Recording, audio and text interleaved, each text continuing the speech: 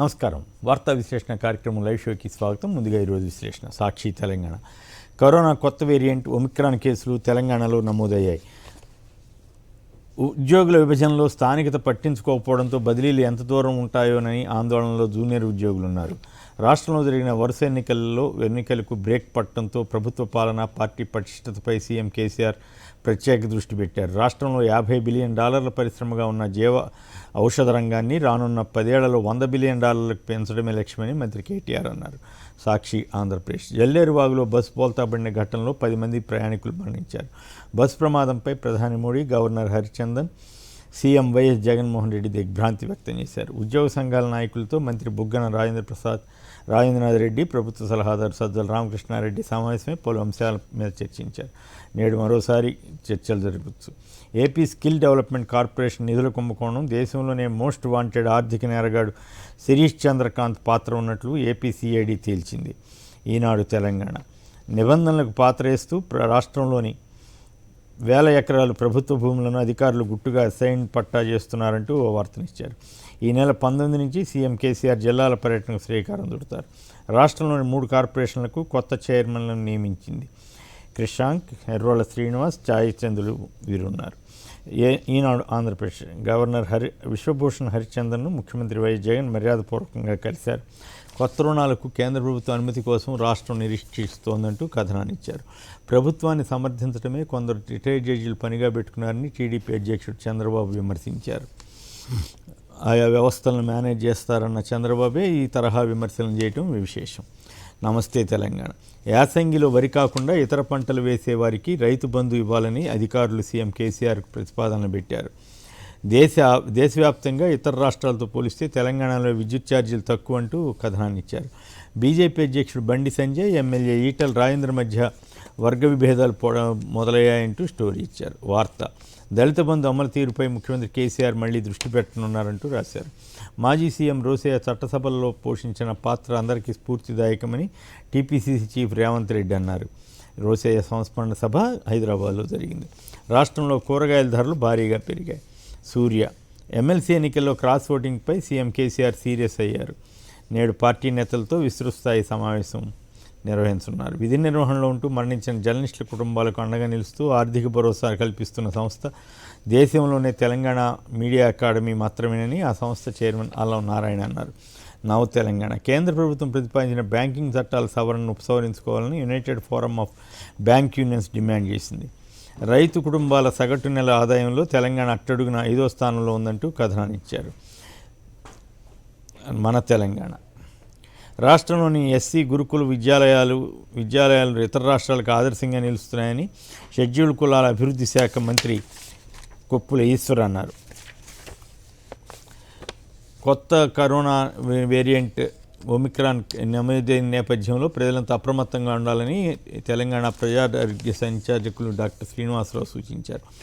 ఆంధ్రప్రభ. కేంద్ర ప్రభుత్వం green energy సెస్ను ఒకసారిగా భారీగా పెంచడంతో తెలంగాణ విద్యుత్ పంపిణీ సంస్థలపై తీవ్ర ప్రభావం చూపుతుందంటూ కథనాన్ని ఇచ్చారు. వ్యాక్సిన్ వేసుకోకుంటే ఉద్యోగం నుంచి తొలగిస్తామని గ్లోబల్ దిగ్గజం గూగుల్ కంపెనీ కొత్త నిబంధన తీసుకొచ్చింది. డిఈడి కాలేజీలు క్రమంగా మూతపడుతున్నాయి.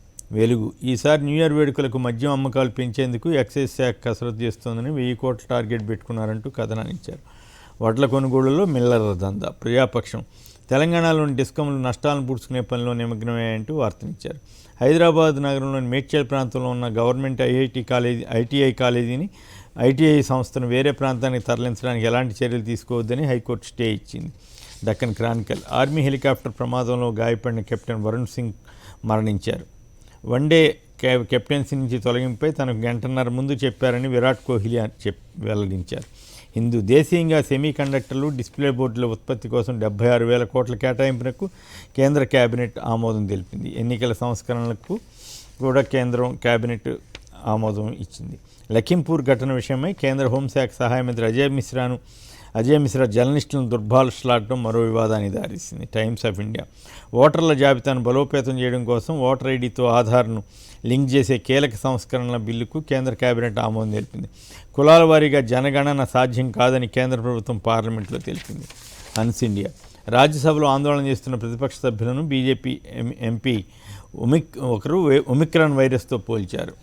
శీతాకాల పార్లమెంట్ సమావేశాల్లో క్రిప్టో కరెన్సీ బిల్లును ప్రవేశపెట్టే అవకాశం లేదు. ఇండియన్ ఎక్స్ప్రెస్ నేడు రేపు దేశవ్యాప్తంగా బ్యాంకు ఉద్యోగులు సమ్మె చేస్తున్నారు. బ్యాంకుల ప్రైవేటీకరణ బిల్లును నిరసిస్తున్నారు వీరు. ఆర్ఎస్ఎస్ సంస్థపై పడ్డ మతత్వ గుర్తింపును మార్చుకునేందుకు ఆ సంస్థ ప్రయత్నిస్తోందని కథనాన్ని ఇచ్చారు. తెలంగాణ టుడే కోల్కతా దుర్గా పూజలకు ఐక్యరాజ్యసమితి అనుబంధ సంస్థ యునెస్కో వారసత్వ సంపద గుర్తింపు పొందింది. హైదరాబాద్ క్రికెట్ అసోసియేషన్ కార్యకలాపాల కోసం సుప్రీంకోర్టు కమిటీ ఏర్పాటు చేయనుంది. శ్రీ కొండా రాజీవ్ గారు వైఎస్ఆర్ కాంగ్రెస్ పార్టీ అధికార ప్రతినిధి, శ్రీ పూడి తిరుపతిరావు గారు భారతీయ జనతా పార్టీ అధికార ప్రతినిధి, శ్రీ పిజే చంద్రశేఖర్ గారు శాసన మండలి మాజీ సభ్యులు, సిపిఐ సీనియర్ నేత. ఇక ఆంధ్రప్రదేశ్ పట్ల కేంద్రం వివక్ష చూపుతోందా? ప్రధానంగా అప్పులకు సంబంధించి వ్యతిరేక వర్గం లేదా వ్యతిరేక మీడియా తీవ్రమైన దుష్ప్రచారం చేస్తున్న నేపథ్యంలో నిర్మలా సీతారామన్ గారు కూడా ఆంధ్రప్రదేశ్ సంబంధించి వ్యతిరేక వ్యాఖ్యలు చేశారా? మరోవైపు సుమారు 20,000 కోట్ల రూపాయల మేర గత ప్రభుత్వం చేసిన అప్పులకు సంబంధించి ఇప్పుడు కోత పెట్టారు అని ఇప్పటికే ముఖ్యమంత్రి జగన్ వెల్లడించారు. సో ఈ లోక్సభలో మిథున్ రెడ్డి గారు అలాగే పిల్లి సుభాష్ చంద్రబోస్ గారు ప్రత్యేక హోదా ఎందుకు ఇవ్వరని ప్రశ్నించారు. అలాగే పోలవరం ప్రాజెక్టు కేంద్రం మొత్తం భరించాల్సి ఉండగా కోత పెడుతున్న విషయాన్ని, petro corridor viability gap fund, వెనుకబడిన జిల్లాల గ్రాంటు ఇలాంటివి అనేక హామీలను నెరవేర్చడంలో కేంద్రం ఎందుకు వెనకంజ వేస్తోంది? ఇక ఆంధ్రప్రదేశ్ సంబంధించి అప్పులకు సంబంధించి వ్యాఖ్యానం చేస్తున్న నిర్మలా సీతారామన్ గారు ఒక ఆసక్తికరమైన విషయాన్ని యనగంటి రవికుమార్ అని ఆయన అడిగినప్పుడు కేంద్ర ప్రభుత్వం ఇచ్చిన సమాచారం ప్రకారం 2014-15 నాటికి 62,42,220 కోట్ల రూపాయల అప్పుంటే గత 7 ఏళ్లలో 1,35,86,000 కోట్లకు చేర్చారు. అంటే తద్వారా గత 7 ఏళ్లలోనే 73,44,754 కోట్లు పెరిగింది. ఇంకోవైపు ఇతర రాష్ట్రాలు చూస్తే కేరళ జీతాలు చెల్లించడం కోసం గత కొద్ది నెలల క్రితం 3,500 కోట్లు అప్పు చేసింది. కేరళ ఫైనాన్స్ మెస్లోకి వెళ్తున్నాయంటూ వార్తలు వచ్చాయి. Kerala finance A mess in making. Tamil Nadu is strong in economic crisis.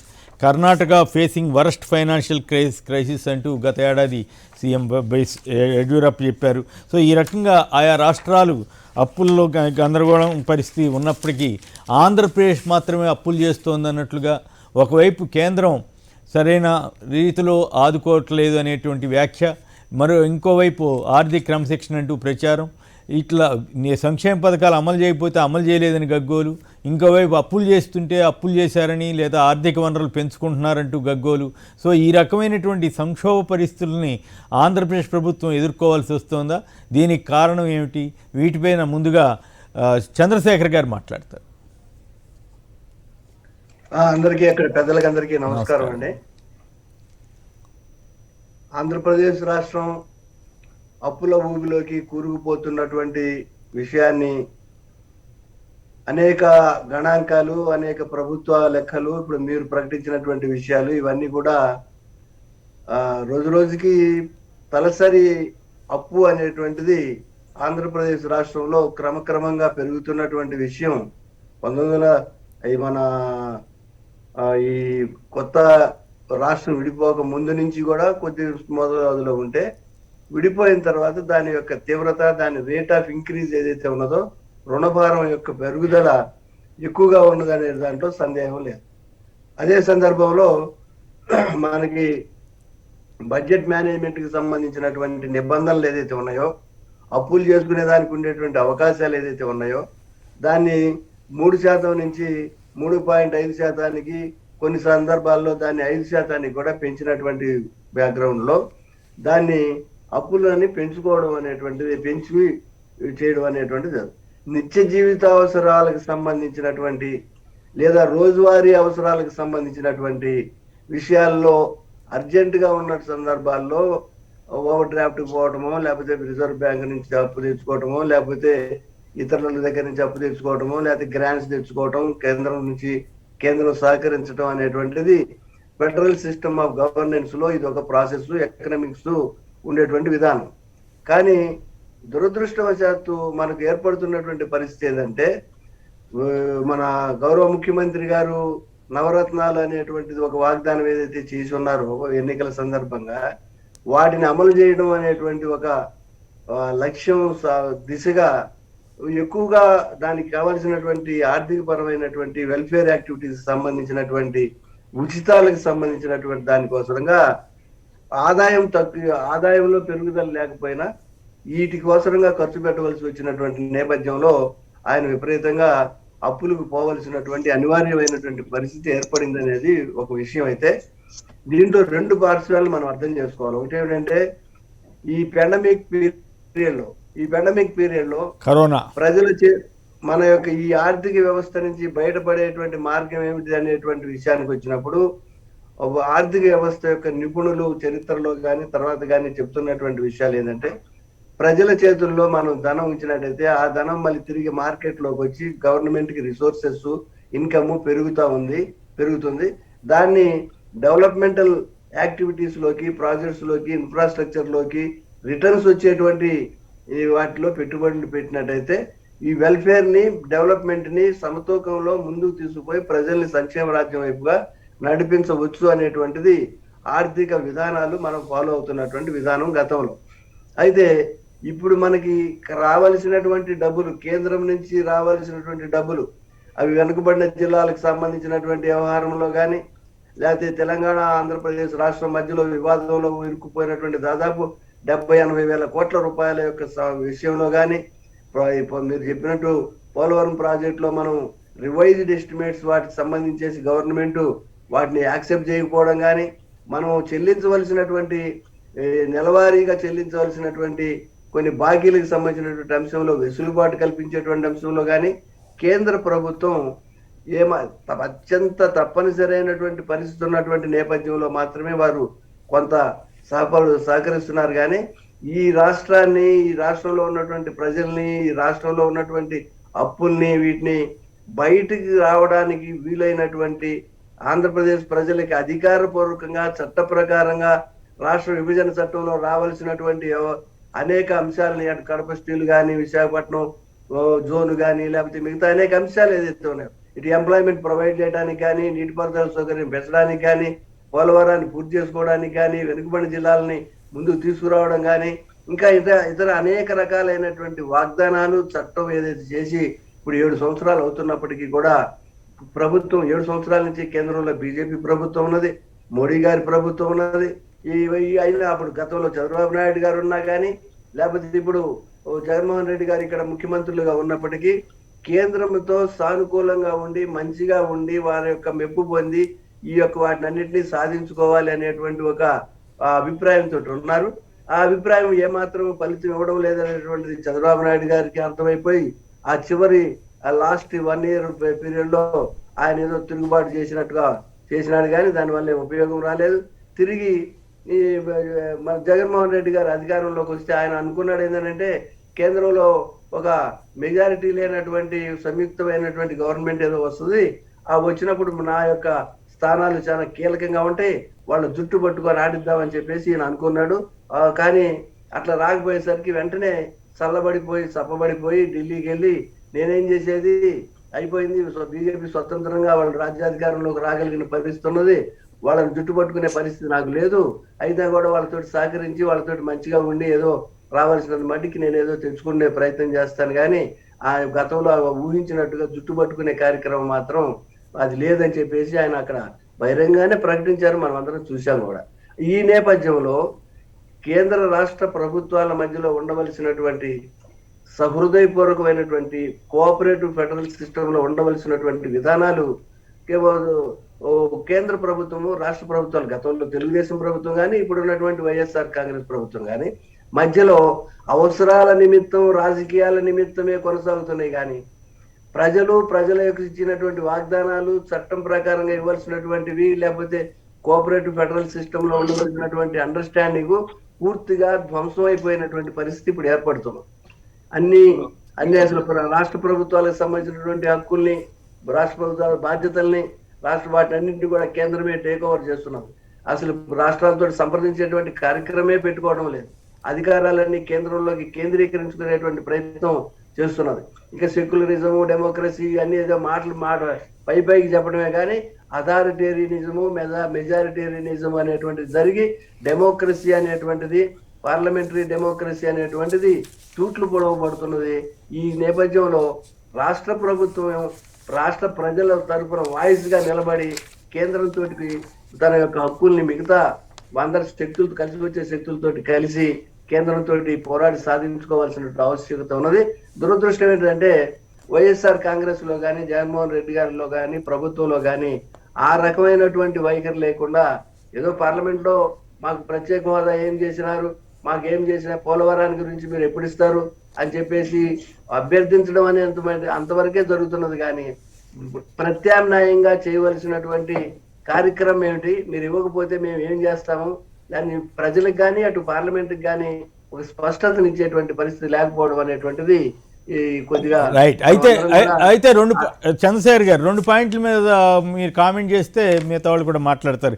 ఒకటి, కేంద్రం అప్పు గత 7 ఏళ్లలోనే 73 లక్షలకు చేరింది. వాళ్ళేమో అంతకుముందు 65 లక్షలు ఉంటే వీళ్ళు 7 ఏళ్లలోనే అంత చేశారు. వాళ్ళు ఆంధ్రప్రదేశ్ గురించి మాట్లాడడం, ఆంధ్రప్రదేశ్కి గత ప్రభుత్వం చేసిన అప్పుల్లో 20,000 కోట్లు కోత పెట్టడం, దీనివల్ల ఏపీకి తీవ్రమైనటువంటి ఇబ్బందులు రావటం, వీటన్నిటినీ బాధ్యత ఎవరిది? బీజేపీ ప్రభుత్వాందా లేకపోతే ఇక్కడ రాష్ట్ర ప్రభుత్వాందా? ప్రభుత్వము అనేటువంటిది ఒక కంటిన్యూస్ ప్రాసెస్ అండి. అది బీజేపీ ప్రభుత్వమా, కాంగ్రెస్ ప్రభుత్వమా, లేకపోతే ఇంకోళ్ళ ప్రభుత్వమా, లేకపోతే మన వైఎస్ఆర్ కాంగ్రెస్ ప్రభుత్వమా, లేకపోతే టీడీపీ ప్రభుత్వం అనే దానికి సంబంధం లేదు. గవర్నెన్స్ అనేటువంటిది అది కేంద్రంలో కానీ రాష్ట్రంలో కానీ ఒక కంటిన్యూస్ ప్రాసెస్. అది పార్టీలు, జెండాలు, వ్యక్తులు ఎవరున్నా కానీ ప్రజలు, దేశము, రాష్ట్రాలు వీటి మధ్య ఉండేటువంటి సంబంధాలు అనేటువంటి ప్రాతిపదిక మీదుగా ఈ వ్యవహారాలు ఉంటాయి. కాబట్టి ఆ పార్టీ లేదా ఆ ప్రభుత్వం చేసినప్పుడు ఈ పార్టీకి ఈ ప్రభుత్వానికి సంబంధం లేదనుకోవడం ఏదైతే ఉన్నదో అది సాధ్యం కాదు. అది వెనకటి రోజుల్లో ఒక రాజు పరిపాలించిన తర్వాత వాడిని ఓడించినటువంటి రాజు ఇంకొకటి కూడా అధికారంలోకి వస్తే ఆ రాజు చేసినటువంటి వ్యవహారాలకు నాకు సంబంధం లేదని కరెక్టే మీరు చెప్పింది. కానీ ఇప్పుడు కాదు ఇక్కడ పాయింట్ ఏంటంటే 70 లక్షల కోట్లు 7 ఏళ్లలోనే 70 లక్షల కోట్లు అప్పు చేసినటువంటి కేంద్రం రాష్ట్రాలను విమర్శించడం, నిర్మలా సీతారామన్ గారు వాళ్ళంతా, ఇక్కడ చంద్రబాబు గారు వీళ్ళంతా అప్పులని ప్రచారం చేయటం, వాళ్ళ టైంలో జరిగిన అప్పుల గురించి మాట్లాడకుండా వాళ్ళ టైంలో జరిగిన అప్పుల మీద ఇప్పుడు కోత పెట్టినటువంటి 20,000 కోట్ల కోత పెడితే ఏ రాష్ట్ర ప్రభుత్వమైనా ఎట్లా తట్టుకోగలుగుతుంది? కరోనా సంక్షోభం మీరు చూశారు, మీరే అన్నారు. కరోనా సంక్షోభం అనేటువంటిది, అప్పులు చేయడం అనేటువంటిది ఆదాయాన్ని బట్టి ఉంటుందండి. ఆదాయానికి వచ్చేటువంటి అన్ని కూడా కేంద్ర ప్రభుత్వ ఆధ్వర్యంలో కేంద్ర ప్రభుత్వం వేస్తున్నది. రాష్ట్రాలకు రావాల్సిన దాంట్లో వాటా ఇవ్వాల్సిన దగ్గరేమో వాళ్ళు శిస్తు వసూలు చేస్తున్నారు. అది దాని మీద వాటా రాష్ట్ర ప్రభుత్వాలకు వాటా ఇవ్వకుండా ఉండే విధంగా శిస్తు వసూలు చేసేసి వసూలు చేసుకున్నారు. అంటే రెవెన్యూ కలెక్టింగ్ కెపాసిటీ ఏదైతే ఉన్నదో మన కాన్స్టిట్యూషన్ ప్రకారంగా కానీ, ఆర్థిక వ్యవస్థ ప్రకారంగా కానీ, ఉన్నటువంటి విభాగాల పంపకం నేపథ్యంలో కానీ కేంద్ర ప్రభుత్వానికి 70% ఉంటే రాష్ట్ర ప్రభుత్వాలకు ఉన్నది 30%. ఆ 30% కూడా పిండుకునేదానికి, కంట్రోల్ చేసుకునేదానికి ఈ మోడీ గారి ప్రభుత్వం తీవ్రంగా ప్రయత్నాలు జరుగుతున్నటువంటి విషయం మనం అందరం చూస్తున్నాం. కాబట్టి ఒక రకంగా ఏమవుతుందనంటే రాష్ట్ర ప్రభుత్వాలన్నీ కూడా ఏ పార్టీ ఉన్నా ఎవరున్నా కానీ కేంద్ర ప్రభుత్వం దగ్గరికి వెళ్ళి దేబరించవలసినటువంటి పరిస్థితి ఏర్పడుతుంది. ఈ దేబరించేటువంటి పరిస్థితి నుంచి బయటపడే దానికోసరంగా మనం ఏం చేయాలనేటువంటి విషయానికి సంబంధించేసి ప్రజల ముందుకు వచ్చి ప్రజల సహకారంతో తీసుకొని మాకు రావాల్సినటువంటివి, మాకు ఇవ్వాల్సినటువంటివి మీరు ఎందుకు ఇవ్వడం లేదని చెప్పి డిమాండ్ చేసి సాధించుకోవాల్సిన అవసరం ఉన్నది. కానీ ఆ విధంగానే ఇప్పుడు ఈ రకమైనటువంటి దుర్భరమైన పరిస్థితి మిగతా రాష్ట్రాలకి మనకు ఉండొచ్చు, కానీ మనకంత తీవ్రంగా లేకపోవడం అనేటువంటి మనం గమనించాలి. తీవ్రంగా లేకపోవడం ఏంటి సార్? కేరళలో ప్రభుత్వ ఉద్యోగుల జీతాలకు 3,500 కోట్ల కోసం అప్పు చేయాల్సి వచ్చిందని పెద్ద ఎత్తున ప్రముఖంగా వచ్చింది. తమిళనాడు, కర్ణాటక ఇవన్నీ ఆర్థిక సంక్షోభంలో ఉన్నాయని కథనాలు వచ్చాయి. సో దాదాపు అన్ని రాష్ట్రాల్లోనూ ఆపరిస్తున్నప్పటికి కూడా ఏపీ మీద ప్రతిపక్షం అనండి, ఒక వర్గం మీడియా అనండి విపరీతమైనటువంటి ఫోకస్ పెట్టి ప్రజల్ని మిస్లీడ్ చేయాలని ఒక ప్రయత్నం చేస్తున్నారా అనేది ఒక సందేహం. రైట్. ఒక పాయింట్ ఏమిటంటే వివిధ ప్రభుత్వాలు, ఆ ప్రభుత్వాలను పరిపాలించేటువంటి, ఆ ప్రభుత్వాలకు నాయకత్వం వహించేటువంటి రాజకీయ పార్టీలు, ఆ రాజకీయ పార్టీలకు అనుకూలంగా ఉండేటువంటి వాళ్ళు, వ్యతిరేకంగా ఉండేటువంటి వాళ్ళు అనేటువంటి రాజకీయ వ్యవస్థని కొద్దిసేపు మనం పక్కన పెట్టి వివిధ రాష్ట్ర వివిధ రాష్ట్రాలు, కేంద్రము, ప్రజలు, వాళ్ళకు ఉన్నటువంటి పరిస్థితులు, భవిష్యత్తు అనేటువంటి ఒక ప్రజాస్వామికమైనటువంటి డెమోక్రటిక్ వ్యూలో మనం పరిశీలన చేసినప్పుడు ఏమవుతుందంటే కేంద్ర ప్రభుత్వము రాష్ట్ర ప్రభుత్వాలని ఎండబెడుతున్నది. రాష్ట్ర ప్రభుత్వాలు కేంద్ర ప్రభుత్వాన్ని నిలదీయడంలో సరిగా నిలదీయలేకపోతున్నారు. కానీ చట్ట ప్రకారంగా మనకు రావాల్సినటువంటి డబ్బులు ఏంటంటే ఇప్పుడు పోలవరానికి సంబంధించి రివైజ్డ్ ఎస్టిమేట్ ఇవ్వడానికి ఇస్తామనో ఇవ్వమనో ఎప్పుడు ఇస్తామనో చెప్పకుండా ఇట్లా నానబెట్టడం ఏంటి? మన రాయలసీమ జిల్లాలు అలాగే ఉత్తరాంధ్ర జిల్లాలకు సంబంధించిన వెనుకబడిన జిల్లాల కింద ఇచ్చి చెప్పడం ఏంటి? ఇవన్నీ మనకి ఏమవుతున్నది? కేంద్ర తెలంగాణ ఆంధ్రప్రదేశ్ రాష్ట్రం మధ్యలో వివాదంలో ఇరుక్కుపోయినటువంటి ఆంధ్రప్రదేశ్ రావాల్సినటువంటి దాదాపు వేలాది కోట్ల రూపాయలకు సంబంధించి 1 year లో పరిష్కారం కాకపోతే కేంద్రం జోక్యం తీసుకొని పరిష్కారం చేయాలని ఉన్నది. ఆస్తుల దగ్గర నుంచి అనేక రకాలైనటువంటి ఆస్తులకు సంబంధించినటువంటి పంపకాల్లో ఆంధ్రప్రదేశ్ కి అన్యాయం జరుగుతున్నది, ఆలస్యం జరుగుతున్నది, నిర్లక్ష్యం జరుగుతున్నది, అవమానం జరుగుతున్నది. ఇది గమనించాల్సినటువంటి అంశం. Right, okay. తిరుపతి గారు చెప్పండి, కేంద్రం ఆంధ్రప్రదేశ్ పట్ల అవమానకరమైన ధోరణిలో వ్యవహరిస్తోందని చంద్రశేఖర్ గారు వాదిస్తున్నారు. మీరేం సమాధానం చేస్తారు? ఒక పక్క 70 లక్షల కోట్లు అప్పు చేసిన కేంద్ర ప్రభుత్వం ఏపీ గురించో లేకపోతే ఇంకో రాష్ట్రం గురించో వ్యాఖ్యానాలు చేయటం ఎంతవరకు సమర్థనీయం? పైగా 20,000 కోట్ల అప్పు కోత పెట్టి ఆంధ్రప్రదేశ్ని ఇబ్బంది ఎందుకు పెడుతున్నారు?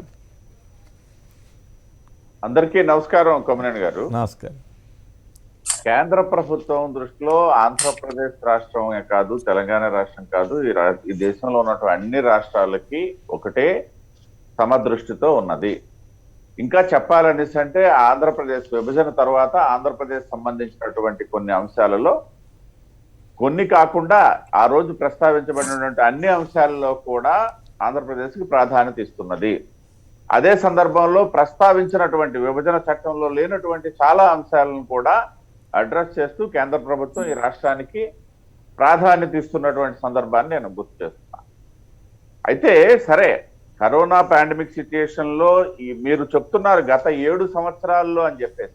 కొమ్మనేని గారు, గత 7 సంవత్సరాల్లో కేంద్ర ప్రభుత్వం కానీ రాష్ట్ర ప్రభుత్వం కానీ నేను చెప్పేది, చంద్రబాబు నాయుడు గారు ఉండేటప్పుడు ఈ అప్పు అంతా జరిగిపోవాలా. ఈ 2.5 ఏదైతే 2 సంవత్సరాలు కరోనా పాండమిక్ సిచ్యుయేషన్ లో రాష్ట్ర ప్రభుత్వం అప్పులు పెరిగాయి, కేంద్ర ప్రభుత్వం కూడా అప్పులు పెరిగాయి. అంతేగాని 7 సంవత్సరాల్లో పెరిగాయి అని చెప్పేసి అందాన్ని మేము అంగీకరిస్తాం. నేనంటలేదు, కేంద్ర ప్రభుత్వమే చెప్పింది. గత 70 ఏళ్లలో మోడీ గారు వచ్చేంత వరకు 60 లక్షల కోట్ల అప్పు ఉంటే ఈ 7 ఏళ్లలోనే 70 లక్షల కోట్ల అప్పు చేసిందని కేంద్ర ప్రభుత్వమే వెల్లడించింది. 117% పెరిగింది. నేను అదే చెప్తున్నాను. అంటే 7 ఏళ్ల కాల పరిమితిలో అయినప్పటికీ అవి జరిగింది 2 సంవత్సరాల్లోనే. కరోనా వచ్చిన తర్వాతే సింహభాగం అప్పులు పెరిగాయని చెప్పడం నా ఉద్దేశం. అంటే 20 లక్షల కోట్లు ఎప్పుడో ఈ 2 ఏళ్లలో చేసినట్టున్నారు. అది అందువల్ల ఏంటంటే, ఒకటి, ఇవాళ కేంద్ర ప్రభుత్వం అప్పులు చేస్తుంది అనేసి అంటే దేశంలో అభివృద్ధి దిశగా, లేకపోయినట్టయితే రాష్ట్రాలకు కూడా గమనించండి, గత ప్రభుత్వాలు ఇచ్చిన దానికంటే 10% నిధులు పెంచి రాష్ట్రాలకు ఇస్తున్నటువంటి సందర్భాన్ని కూడా నేను ఈ సందర్భంగా కోట్ చేస్తున్నా. ఎందుకంటే గతంలో ఉన్నటువంటి దానికి 10% నిధులు పెంచి వాళ్ళ రాష్ట్రాలకి వాటా కింద ఇస్తున్నటువంటి సందర్భం. అదే నేపథ్యంలో రాష్ట్రంలో పరిస్థితికి వచ్చేసరికి ఏంటంటే, ఓకే, మంచి ప్రస్తావన చెప్పారు. ఏదైతే పెద్దలు చంద్రశేఖర్ గారు మాట్లాడుతూ ఇరు రాష్ట్రాలకి సంబంధించినటువంటి ఏదైతే అంశం ఉందో, ఏదైతే తెలంగాణ ఆంధ్రప్రదేశ్ సంబంధించి దాదాపు 70,000 కోట్ల రూపాయల వరకు కూడా అవి మనకి రావాల్సినటువంటి సందర్భం ఉందని చెప్పి, దాని మీద కరెక్ట్ లెక్కలు రాష్ట్ర ప్రభుత్వం కూడా చెప్పట్లే. నేను చెప్పేది ఇవాళ ఉన్న రాష్ట్ర ప్రభుత్వమే కాదు, గతంలో ఉన్నటువంటి తెలుగుదేశం ప్రభుత్వం కూడా చెప్పలేకపోయింది.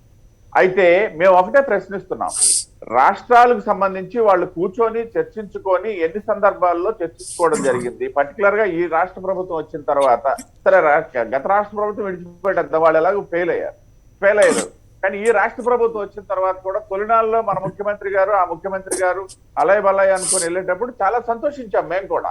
నిజంగానే ఏదైతే అపరిష్కృతంగా ఉన్నటువంటి సమస్యలు సాధనతో పాటు రాష్ట్రానికి రాష్ట్ర విభజన సందర్భంలో రావాల్సినటువంటి బకాయిలు కూడా రాబట్టుకోవడానికి మన ముఖ్యమంత్రి గారు మంచి ప్రయత్నాలు చేస్తున్నారని, ఏదైతే మొదటి 6 నెలల తర్వాత ఈ 2 సంవత్సరాలు తీసుకున్నట్లయితే ఆ దిశగా రాష్ట్ర ప్రభుత్వం ప్రయత్నం చేయాల, రాష్ట్ర ప్రభుత్వం కూడా ప్రయత్నం చేయలేదు. తర్వాత కేంద్రం, ముందు ముందు అడగాల్సిన వాళ్ళు అడిగితే తర్వాత కేంద్ర ప్రభుత్వం ఏం చేస్తుంది, ఏం చేయాలా అని రాష్ట్ర ప్రభుత్వం అడిగితే కేంద్ర ప్రభుత్వం మార్గదర్శకాలు సూచిస్తుంది.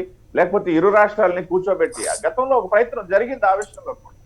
మేము అందువల్లనే చెప్తున్నది ఏంటంటే ఇవాళైతే రాష్ట్ర ప్రభుత్వానికి ప్రత్యేకించి చాలా సందర్భాల్లో రాష్ట్ర ప్రభుత్వం ఏదైతే ఆంధ్రప్రదేశ్ రాష్ట్రానికి కేంద్ర ప్రభుత్వం వివక్ష చూపట్లేదు సరే కదా, అన్ని రాష్ట్రాల కంటే ఎక్కువ నిధులు ఇస్తున్నటువంటి సందర్భము. నేను ఉదాహరణ చెప్తున్నాను. ఏదైతే నేషనల్ హైవేస్ సంబంధించి తీసుకున్నట్లయితే రాష్ట్ర ప్రభుత్వం అడిగినటువంటి ప్రాజెక్టులతో పాటు కేంద్ర ప్రభుత్వము అడగకుండా ఇచ్చినటువంటి ప్రాజెక్టులతో లెక్కేసుకున్నట్లయితే ఇవాళ జరుగుతున్నటువంటి పనులు మనం ఒకసారి తీసుకున్నట్లయితే ఏ రాష్ట్రానికి లేనటువంటి ప్రాధాన్యత ఈ రాష్ట్రానికి ఇచ్చింది. అదేదో రాష్ట్ర ప్రభుత్వం అడిగిందా అడగలేదన్నది కాదు. కేంద్ర ప్రభుత్వం తాలూకా విధానం ఒకటే. ఎక్కడైతే అవసరం ఉన్నాయి, ఎక్కడైతే ఇన్ఫ్రాస్ట్రక్చర్ కేంద్ర ప్రభుత్వం డెవలప్ చేయాల్సిన పరిస్థితులు ఉన్నాయి, వాటిని దృష్టిలో పెట్టుకొని రాష్ట్ర ప్రభుత్వాలు అడిగినా అడగకపోయినా ఇవ్వడం అనేది జరుగుతుంది.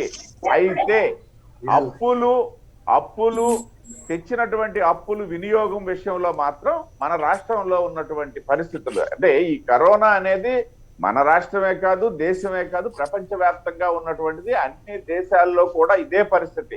మనకంటే దృఢమైనటువంటి ఆర్థిక మూలాలు ఉన్నటువంటి దేశాలు కూడా ఇవాళ కుదేలైపోయినటువంటి సందర్భం. నిజంగా చెప్పాలనేసి అంటే భారతదేశంలో అటువంటి ప్రకంపనలు ఇంకా రాలా. భారతదేశంలో అటువంటి ప్రకంపనలు రానటువంటి సందర్భంలో రావు కూడా. ఎందుకంటే మన ఆర్థిక వ్యవస్థకు ఉన్నటువంటి గొప్పతనం అది. ఈ నేపథ్యంలో ఇవాళ మనం ఒకటే ఆలోచించాలి.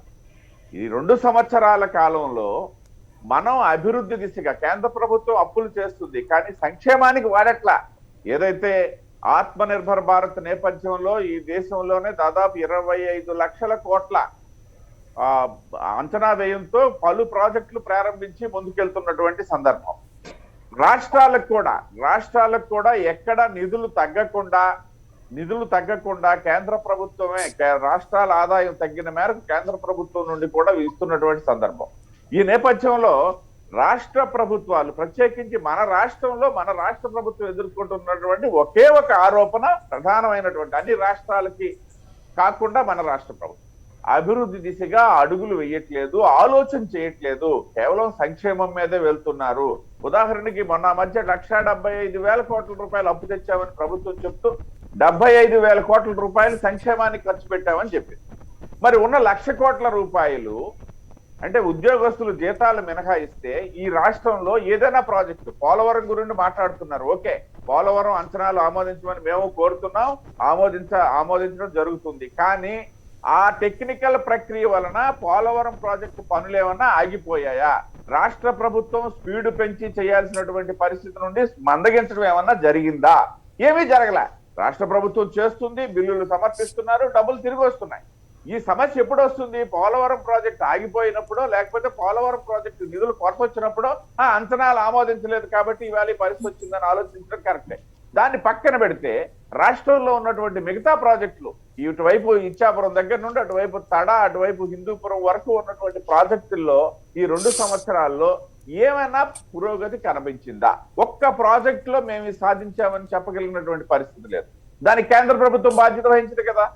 మరి 1,75,000 కోట్ల రూపాయల్లో 75,000 సంక్షేమానికి ఖర్చు పెట్టి 1,00,000 కోట్ల రూపాయలు ఏం చేశారు అనేది అడగడం కాదు. అక్కడ ఆ 1,00,000 కోట్ల రూపాయలు అభివృద్ధికి ఏం చేశారు, అభివృద్ధి కార్యక్రమాలు ఏం చేశారు అనేది రాష్ట్ర ప్రభుత్వం చెప్పుకుంటుంది. కానీ అభివృద్ధి కార్యక్రమాలు కేటాయింపులు ఏంటి, అభివృద్ధి జరిగినటువంటిది నీటిపారుదల ప్రాజెక్టులు అవ్వచ్చు, లేకపోతే ఏదైతే రహదారుల పరిస్థితి అవ్వచ్చు. ఇటీవల చూసాం మనం రహదారుల్లో కూడా ఇవాళ అంటున్న 2,500 కోట్ల రూపాయలతో రహదారులు అభివృద్ధి చేస్తామని ముందుకు వచ్చారు.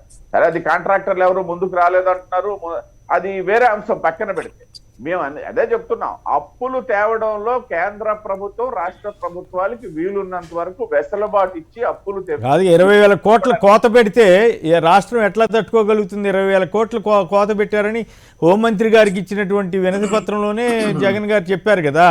20,000 కోట్లు కోత పెడితే ఆ రాష్ట్రం ఎట్లా తట్టుకోగలుగుతుంది అనేది కూడా చూడాలిగా. నేను అదే కొమ్మనేని గారు నేను ముందే చెప్పాను, రాష్ట్ర ప్రభుత్వము కేంద్ర ప్రభుత్వ నిబంధనలకు అనుకూలంగా వెళ్ళినప్పుడు ఏ కోత పెట్టడం ఉండదు. ఏదైనా నిబంధనలు అతిక్రమించి మరి అప్పుడు చంద్రబాబు గారి టైంలో జరిగినట్టు అప్పుడు ఎందుకు కోత పెట్టలేదు, ఇప్పుడు ఎందుకు కోత పెట్టారు? చంద్రబాబు నాయుడు గారి టైంలో జరిగినప్పుడు ఇలాగా ఒకేసారి డబుల్ ద అప్పులు అయిపోలేదు కదా. కాదు, అప్పుడు తాలూకు అప్పులకే ఇప్పుడు కోత పెట్టారని ఆయన ఓపెన్ గా రిటర్న్ గా ఇచ్చారు ఆయన. కొమ్మనేని గారు చంద్రబాబు నాయుడు గారి మీద కానీ లేకపోతే ప్రత్యేక అభిమానం ఏమీ లేదు కేంద్ర ప్రభుత్వానికి, లేదా జగన్మోహన్ రెడ్డి గారి మీద ప్రత్యేక. అప్పుడు మీ మిత్రపక్షం కదా, అప్పుడు మీ మిత్రపక్షం కాబట్టి వదిలేశారు. ఏమీ విడిచిపెట్టలేదండి. అది అంతా కూడా సిస్టమ్ లోనే జరుగుతుంది తప్పిస్తే మిత్రపక్షం విడిచిపెట్టేసింది ఏమీ లేదు. ఆయన మాకు మిత్రపక్షంగా విడిచిపెట్టేశాడు తప్పిస్తే మేము మిత్రపక్షంగా ఆయనకి ఏమి విడిచిపెట్టలా. రైట్. రాజీవ్ గారు చెప్పండి, చంద్రశేఖర్ గారు, తిరుపతిరావు గారు మాట్లాడిన వాటికి మీరేం సమాధానం ఇస్తారు? కొమ్మనేని గారు, మీకు మీతో పాటు పాల్గొన్న ప్యానలిస్ట్లకి, అదేవిధంగా మన సాక్షి టీవీ వీక్షకులందరికీ కూడా నా హృదయపూర్వక నమస్కారాలు, శుభోదయం సార్. సార్ ఖచ్చితంగా ముందుగా మొన్న ఇప్పుడు బీజేపీ వాళ్ళు మాట్లాడడానికి కానీ మన సంబంధిత కేంద్ర మంత్రి గారు ఆంధ్రప్రదేశ్ రాష్ట్రం ఉద్దేశించి మాట్లాడటం కానీ నాకైతే ఒక రకంగా దురదృష్టకరం అనిపించింది. ఎందుకంటే ఈ రోజు ఏ రాష్ట్రం అయినా సరే ఆయన చాలా చక్కగా చెప్పారు, మేము వచ్చినటువంటి 20 ఏళ్లలో మేము గడిచినటువంటి ఈ 2 ఏళ్లలో కరోనా వచ్చిన తర్వాత మాత్రమే ఇన్ని లక్షల కోట్ల ప్రభుత్వం అప్పు చేయడం జరిగింది, అంతే తప్ప గడిచినటువంటి 7 ఏళ్లలో మేము ఏ అప్పు చేయలేదు, కేవలం కరోనా వల్ల మేము అప్పు చేసామని. మరి అదే పరిస్థితి ఆంధ్రప్రదేశ్ రాష్ట్ర ప్రభుత్వం ఉండదని చెప్పేసి కేంద్ర మంత్రి గారికి తెలీదా?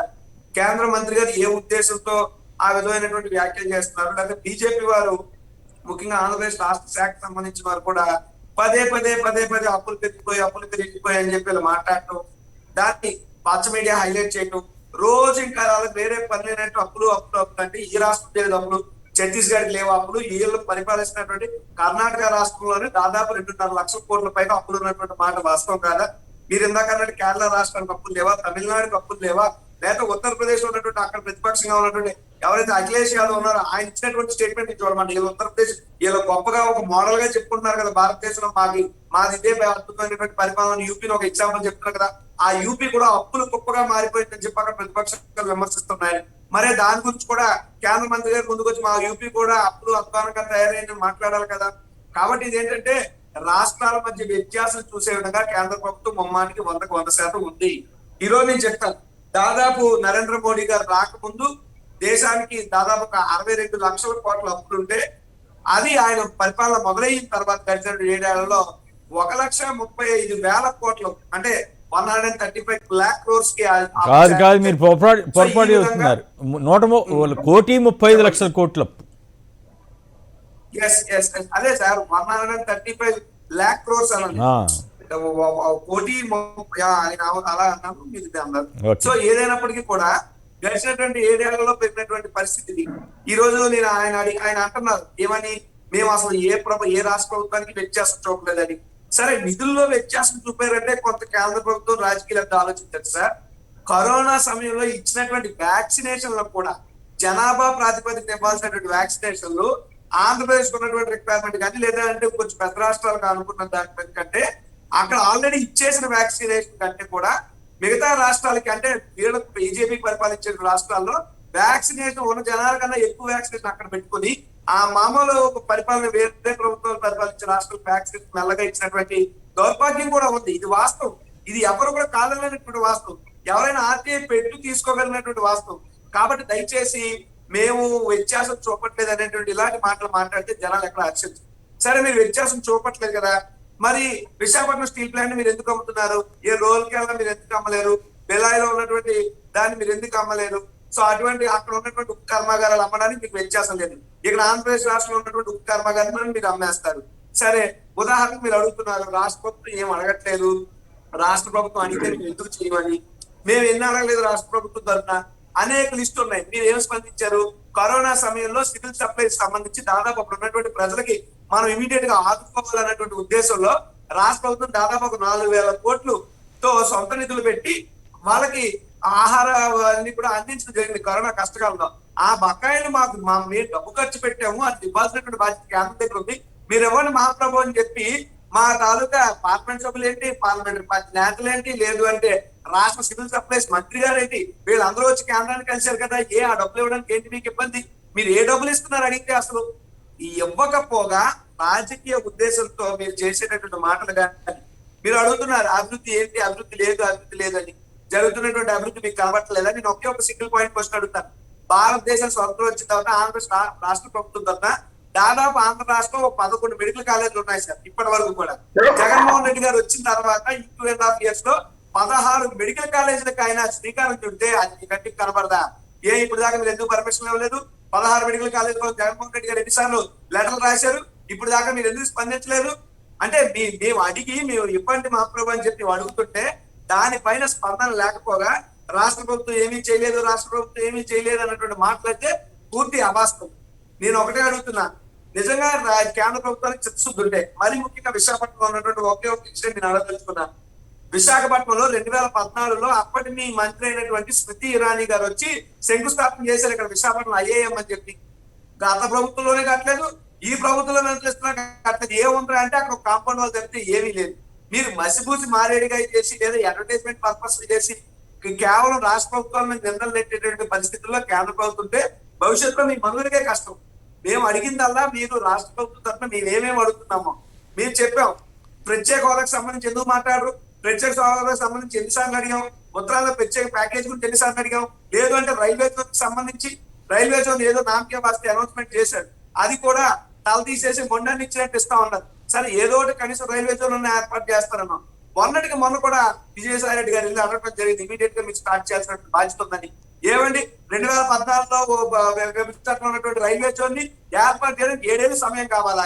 ఏం చేస్తున్నారు మీరు? ఆంధ్రప్రదేశ్ రాష్ట్రం మీద చిన్న చూపు కాకపోతే ఇది ఏంటి అని అడుగుతున్నా. కేవలం కేంద్ర ప్రభుత్వానికి ఇక్కడ ఒక సీట్ లేదు, ఒక ఓటు లేదు, ఇక్కడ రాజకీయంగా బీజేపీకి భవిష్యత్తు లేదు కాబట్టి రాష్ట్ర ప్రభుత్వం మీద ఏమీ పట్టించుకోరు. తిరగేసి వాళ్ళ పార్ట్నర్ అయినటువంటి చంద్రబాబు నాయుడుకి ఎప్పుడు అవసరం వస్తుందో అప్పుడు వీళ్ళంతా బయటకు వచ్చి రాష్ట్ర ప్రభుత్వం మీద విమర్శలు చేస్తారు. ఇప్పటికైనా ఒకటే చెప్తున్నాం, విమర్శలు కట్టకండి. మీరు నిజంగా ఫస్ట్ ఆంధ్రప్రదేశ్ రాష్ట్ర బీజేపీ శాఖకి చిత్తశుద్ధి ఉంటే రాష్ట్ర ప్రభుత్వానికి రావాల్సిన వాటి మీద. ఎస్, మీరు పోలవరం గురించి అన్నారు. పోలవరం కేంద్ర ప్రభుత్వం నిధులు ఇస్తుంది, నిధులు ఇవ్వాల్సినటువంటి బాధ్యత కేంద్ర ప్రభుత్వం మీద ఉంది. కానీ ముందు నేను ఖర్చు పెడుతున్నావు కదా. ఈ రోజు గత ప్రభుత్వంలో ఇదే పోలవరాన్ని ఏటీఎం లాగా చంద్రబాబు నాయుడు వాడేదని చెప్పినటువంటి వ్యక్తి ఎవరు? ఈ దేశానికి భారతదేశ ప్రధానమంత్రి ఆంధ్రప్రదేశ్ రాష్ట్రం వచ్చి చెప్పారు. కానీ తెలీదా ఏం చర్యలు తీసుకున్నారు మీరు? ఓకే, మీ కేంద్ర ప్రభుత్వం పరిధిలో కూడా చాలా సంస్థలు ఉంటాయి కదా, ఏమైనా చేశారా? ఏమైనా పట్టుకున్నారా? అంటే మీరు కూడా రాజకీయ విమర్శలు పట్టుకుంటారా లేదా వాస్తవంగా ప్రధానమంత్రి గారు మాట్లాడారా? ఏం చేశారు బీజేపీ వాళ్ళు? ఈ రోజు మా ప్రభుత్వం వచ్చిన తర్వాత పోలవరాన్ని ఏ విధంగా కరోనా కష్టకాలంలో కూడా మేము పరుగులు పెట్టించామన్నటువంటి రాష్ట్ర ప్రజలందరికీ కూడా తెలుసు. జరుగుతున్నటువంటి అభివృద్ధిని ఇది అభివృద్ధి అని చెప్పలేనటువంటి బీజేపీ పార్టీ వాళ్ళు మా మీద ఏ విధంగా విమర్శ చేయడానికి హక్కుందని అడుగుతున్నా. మీరు నిజంగా ఒక రాజకీయ పార్టీగా ఉంటే చంద్రబాబు నాయుడు మీరు బీటీమో పార్ట్నరో దోస్తియో కాకపోతే ఎస్ రాష్ట్ర ప్రభుత్వం వచ్చింది ఇగో ఈ అభివృద్ధి చేశారు, లేదా రాష్ట్ర ప్రభుత్వం వచ్చింది విద్యా విధానాన్ని బాగు చేశారు, రాష్ట్ర ప్రభుత్వం వచ్చింది ఆరోగ్య పరిస్థితి బాగు చేశారు, రాష్ట్ర ప్రభుత్వం వచ్చింది ఈ విధంగా మంచి కార్యక్రమాలు చేస్తున్నారు, అవన్నీ చెబుతూ మేము ఏదైనా చేయలేదు అంటే ఎస్ మీరు చెప్పండి, మీరు సలహాలు ఇవ్వండి, సద్విమర్శలు చేయండి, సూచనలు ఇవ్వండి, స్వీకరిస్తాం, మమ్మల్ని మేము సరి చేసుకుంటాం. అంతే తప్పితే ఓకదంపుల్లాగా కేవలం మమ్మల్ని విమర్శించడానికే పనిగా పెట్టుకుని నిన్న కేంద్ర మంత్రి గారు మాట్లాడినటువంటి తీరు ముమ్మాటికి నేనైతే ఖండిస్తా ఉన్నాను. ఆ విధంగా వాళ్ళు మాట్లాడుకుంటూ అప్పులు ప్రతి రాష్ట్రానికి ఉన్నాయి చెప్పాలి. మా కేంద్ర ప్రభుత్వం కూడా 8 లక్షల కోట్లు అప్పులు చేశాము, ఆంధ్రప్రదేశ్ రాష్ట్రం కూడా అప్పులు చేసింది, దానికి కారణాలు ఇవి, మేము కోత పెట్టాం, మేము ఆంధ్రప్రదేశ్ రాష్ట్రాన్ని సహకరిస్తా ఉంటే మాకు ఇచ్చేటటువంటి అప్పులు ఎస్ జగన్మోహన్ రెడ్డి గారు కానీ మా ప్రభుత్వం కానీ ఏమంటుంది, కరోనా కష్టకాలంలో చేసినటువంటి అప్పులు మీరు కోత పెట్టలేదు. గత ప్రభుత్వంలో చంద్రబాబు నాయుడు ఇవ్వాల్సిన ప్రభుత్వం చేసినటువంటి అప్పుల్లో మీరు ఇవ్వాల్సినటువంటి వాటాన్ని మీరు ఇవ్వట్లేదు. ఇప్పుడు దాన్ని మేము ఎలా భర్తీ చేస్తాం? అప్పుడు ఉన్నటువంటి చంద్రబాబు నాయుడు లేడు కదా, కానీ జరిగినటువంటి ఖర్చులు జరిగినాయి కదా. ఇప్పుడు 20,000 కోట్ల రూపాయలు 20,000 కోట్లకు సంబంధించినటువంటి దీన్ని కేంద్ర ప్రభుత్వం ఇవ్వదు అంటే రాష్ట్ర ప్రభుత్వం ఏమైపోవాలి? అంటే మీరు ఇవ్వాల్సినటువంటి అభివృద్ధి వాటాలు మీరు ఇవ్వరు, మాకు రావాల్సినటువంటి హక్కుగా ఇక్కడ రాష్ట్ర ప్రభుత్వం నుండి వెళ్ళేటువంటి ట్యాక్స్లు మీరు మా రాష్ట్రానికి ఎంత వాటా రావాలో అంత వాటా ఇచ్చి తీరాలి, కానీ అందులో కోత పెడతారు, మాకు ఇవ్వాల్సినటువంటి అప్పుల్లో కోత పెడతారు, తిరిగి మమ్మల్ని ఏమో విమర్శిస్తారు. కాబట్టి ఇది సవతల్లి ప్రేమ కాక ఇంకేంటి బీజేపీకి ఆంధ్రప్రదేశ్ రాష్ట్ర ప్రభుత్వం మీద? రైట్. అయితే ఇదే సందర్భంలో తిరుపతిరావు గారు అభివృద్ధి గురించి మాట్లాడారు. గ్రామాల్లో సచివాలయాలు, రైతు భరోసా కేంద్రాలు ఇలాంటివన్నింటినీ వారి అభివృద్ధి కింద తీసుకోరా, అట్లాగే స్కూళ్ళు బాగు చేయటాన్ని అభివృద్ధి కింద తీసుకోరా. సో వారి అభివృద్ధి అంటే ఏమిటి అనే దాని మీద ఈ రాజకీయ పక్షాలకి వాటికి క్లారిటీ అయితే అవసరం ఉంది. ముందుగా తిరుపతిరావు గారు ఏం సమాధానం చెబుతారు? ఎట్లా ఆయన చాలా ఎఫెక్టివ్గా వాదించాడు మిత్రుడు రాజీవ్, మీరు దానికి ఏం సమాధానం చెప్తారు? ఎఫెక్టివ్ గా వాదించడం అనేసి అంటే కొన్ని వాస్తవాలను మరుగు పెడుతూ మాట్లాడడం కాదు. ఇప్పుడు ఉదాహరణకు వ్యాక్సిన్ గురించి మాట్లాడారు. ఈ రాష్ట్రంలో ఎప్పుడైనా వ్యాక్సిన్ కొరత వచ్చిందా? అలాట్మెంట్స్ ఉత్తరప్రదేశ్ ఆంధ్రప్రదేశ్ రాష్ట్రానికి 5 రెట్లు ఉన్నటువంటి ఉత్తరప్రదేశ్ తాలూకా పరిస్థితి వేరు, అక్కడ అలాట్మెంట్ వేరు, ఇక్కడ అలాట్మెంట్. వ్యాక్సిన్ సంబంధించి భారతదేశమే ప్రపంచంలోనే ఒక రోల్ మోడల్ గా ఇవాళ వ్యాక్సిన్ వేసుకుంటూ 140 కోట్ల మందికి ఉచిత వ్యాక్సిన్ వేసుకుంటూ దాదాపు 150 దేశాలకి మనం ఇవాళ సరఫరా చేస్తూ ముందుకెళ్తున్నటువంటి ఒక అంశంలో ఆయన తప్పు పట్టాడు అనేసి అంటే అది ఆయన విజ్ఞతకే విడిచిపెట్టేస్తుంది. అంటే ఆరోపణలు ఏదో ఒకటి గుడకాల్చి మీద వేసేయటమే కాదు. రెండో విషయం, పోలవరం గురించి మాట్లాడారు, లేకపోతే స్టీల్ ప్లాంట్ గురించి మాట్లాడారు. ఎస్, స్టీల్ ప్లాంట్ అనేది ఒక విధాన నిర్ణయంలో భాగంగా తీసుకున్న నిర్ణయం, అది సరే, దాని గురించి పక్కన పెడితే మరి పక్కనే ఉన్నటువంటి గంగవరం పోర్ట్ లో ఉన్నటువంటి రాష్ట్ర ప్రభుత్వం వాటా వీళ్ళు అమ్మేశారు కదా, దాని గురించి ఏం మాట్లాడరు? అంటే కేంద్ర ప్రభుత్వం బహిరంగంగా అన్ని ఇవాళ తీసుకున్న నిర్ణయం కాదు. ఎప్పుడో పివి నరసింహారావు గారు ప్రధానమంత్రిగా తీసుకున్నప్పుడు అంటే నిర్ణయంలో పబ్లిక్ సెక్టర్ ని కేంద్ర ప్రభుత్వం తాలూకా ఇన్వాల్వ్మెంట్ లేనిటువంటి పబ్లిక్ సెక్టర్ ని ప్రైవేటీకరించడం అన్నటువంటి ఒక విధానంలో భాగంగా ఇవాళ స్టీల్ ప్లాంట్ తీసుకోవడం జరిగింది. ఓకే, అయినప్పటికీ దాన్ని మా రాష్ట్ర శాఖ కాపాడడానికి ప్రయత్నం చేస్తుంది. ఇంకా దాన్ని విషయం అక్కడ పక్కన పెడితే, పక్కనే గంగవరం పోర్టు ఇటీవల జరిగినటువంటిదే, మరి అదానీలకు ఎందుకు అమ్మేశారు రాష్ట్ర ప్రభుత్వం తాలూకా వాటాని? రెండవది, విద్యా సంస్థల గురించి చెప్పారు. ఐఐఎం కు సంబంధించి ఖచ్చితంగా అక్కడ కేంద్ర ప్రభుత్వ నిధులు విడుదలయ్యాయి. 125 కోట్ల రూపాయలు ఇప్పటికి ఐఐఎం కి విడుదలైనటువంటి నిధులు. అది పక్కన పెడితే ఏదైతే ట్రైబల్ యూనివర్సిటీ పక్కనే ఉన్న విజయనగరం జిల్లాకి ఇచ్చాం, ఇప్పటి వరకు దానికి కనీసం భూమిని చూపించలేకపోయింది రాష్ట్ర ప్రభుత్వం. ఇది ఎవరి ఫెయిల్యూర్ అని. అదే సందర్భంలో ఏదైతే పెట్రోలియం యూనివర్సిటీ సంబంధించి ఇవాళ కూడా ఆంధ్ర యూనివర్సిటీలోనే క్లాసులు జరుగుతున్నాయి, అన్ని జరుగుతున్నాయి. ఇవాళ దానికి ఫంక్షనింగ్ సమస్య లేదు, కానీ పరాయి పంచనే ఉంది. దానికి సంబంధించి రాష్ట్ర ప్రభుత్వం తీసుకున్నటువంటి ల్యాండ్ ఎలకేషన్ సంబంధించి కానీ లేకపోతే నిర్మాణాల విషయంలో సంబంధించినటువంటి ఆటంకులు తొలగించడానికి రాష్ట్ర ప్రభుత్వం ఏం తీసుకుందని చెప్పి నేను ప్రశ్నిస్తున్నాను. ఈ 2 ఏళ్లలోనే మీరు కూడా ప్రభుత్వంలో ఉన్నప్పుడు కూడా ఏం చేయలేదంటారా? కొమనేని గారు వారు మాట్లాడేటప్పుడు మీరు ఇంటరప్ట్ అవ్వాలి, నేను మాట్లాడేటప్పుడు ఇంటరప్ట్ ఎప్పుడైనా కూడా కాదు టైం కూడా ఉంది కదా. ఇప్పుడు నేను అడిగిన ప్రశ్న నేను అడిగిన ప్రశ్న ఏమంటే కాదు మీరు మాట్లాడిన దాన్ని నేను ఎక్కడ అడ్డుపడలా. నేను ఒక ప్రశ్న అడుగుతున్నా. ఈ 2 ఏళ్లలో 1.5 year కరోనా అయిపోయింది. ఈ 6 నెలల్లోనే ఈ గవర్నమెంట్ అన్నీ చేసి ఉండాల్సిందా? 6 నెలలు లేదా సంవత్సరం? అంతకుముందు 5 ఏళ్ళు అప్పుడు మీకు కరోనా లేదు, ఏమి లేదు. మీరు 4 ఏళ్ళు ప్రభుత్వంలో ఉన్నారు. అప్పుడు మీరు చెబుతున్న పెట్రో క్యారిడారు లేకపోతే ఐఏఎం ఇవన్నీ ఎందుకు చేయలేకపోయారన్న ప్రశ్నకి సమాధానం చెప్పండి. నేను అదే చెప్తున్నాను సార్, ఐఏఎంఏ కాదు. ఉదాహరణకి ఇవాళ మంగళగిరిలో ఏదైతే ప్రతిష్టాత్మకమైనటువంటి ఒక సంస్థ all India institute of medical science AIIMS ఇవాళ బ్రహ్మాండంగా ఫంక్షన్ లోకి వచ్చింది. అది కూడా ఈ 7 ఏళ్ళలో వచ్చినటువంటిది డెవలప్మెంటే, ఎక్కడి నుండో రాలేదు. అంటే రాష్ట్ర ప్రభుత్వం గనక ఎక్కడైతే రాష్ట్ర ప్రభుత్వం చేయాల్సినటువంటి విధి విధానాల్లో విఫలం చెందింది, నేను చెప్తున్నా, ఇవాళ్లే కాదు, మీరు 7 ఏళ్ళు పరిగణలోకి తీసుకోమన్నారు గత రాష్ట్ర ప్రభుత్వం కూడా. ఇప్పుడు ఇవాళ ఐఐఎంకు సంబంధించినటువంటి దాంట్లో గత రాష్ట్ర ప్రభుత్వం ఫెయిల్యూర్ కూడా ఉంది. నేను 10 సందర్భాల్లో ఇదే ఛానల్లో మాట్లాడాను. రైట్, గిరిజన విశ్వవిద్యాలయానికి సంబంధించో లేకపోతే పెట్రోలియం యూనివర్సిటీ సంబంధించో లేకపోయినట్టు మిగతా వాటికి సంబంధించి రాష్ట్ర ప్రభుత్వం బాధ్యత వహించాలి. కానీ గత రాష్ట్ర ప్రభుత్వం తాలూకు తప్పిదాలు కూడా ఉన్నాయి. మాకు మాట్లాడడానికి కేంద్రం మీరు విఫలమయ్యారు.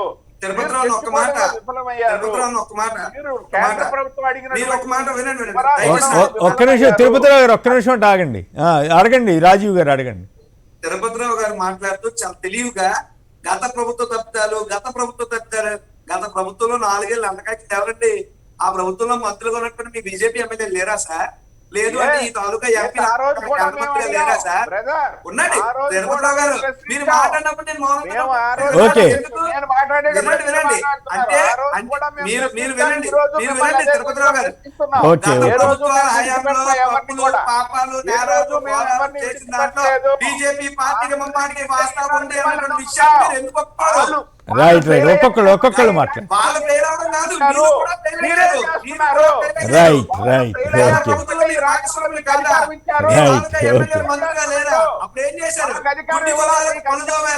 రైట్ ఒక్కొక్కరు మాట్లాడండి. ప్రభుత్వం ఏదైనా చేసిందంటే అన్ని రాష్ట్రాలు దృష్టిలో పెట్టుకునే చేస్తుంది. Right, okay. అవాస్తవం. కేవలం బీజేపీ పాలిత రాష్ట్రాలకు మాత్రమే బీజేపీ కొమ్మకాస్తుంది. బీజేపీ పాలిత రాష్ట్రాలకు కానటువంటి వారికి మొండి చెయ్యి చూపిస్తుంది. రైట్. ప్రజలందరికీ తెలుసు. రాష్ట్ర ప్రభుత్వం చేతకాంతనానికి కేంద్ర ప్రభుత్వం బాధ్యత వహించదు, Bharatiya Janata party right, okay right BJP party యొక్క అస్తమిత తల్లి ప్రేమ వల్ల రైట్ ఓకే బ్రేక్ తీసుకోవాలి. ఇది వాస్తవం. ఓకే రైట్ టైం తక్కువ ఉంటుంది కాబట్టి సంక్షిప్తంగా మాట్లాడండి. బీజేపీ పాలిత ప్రాంతాలకు అత్యధిక ప్రాధాన్యం, అలాగే యూపీ వంటి ఎన్నికలు జరిగే రాష్ట్రాలకు మరింత ప్రాధాన్యం ఇస్తోంది కేంద్రం. తద్వారా మిగతా రాష్ట్రాలకి, నాన్ బీజేపీ రాష్ట్రాలకి వివక్ష చూపుతోందనే వాదనతో తిరుపతిరావు గారు ఏకీభవించట్లేదు. దీనిపైన చంద్రశేఖర్ గారు ఏమంటారు మీరు?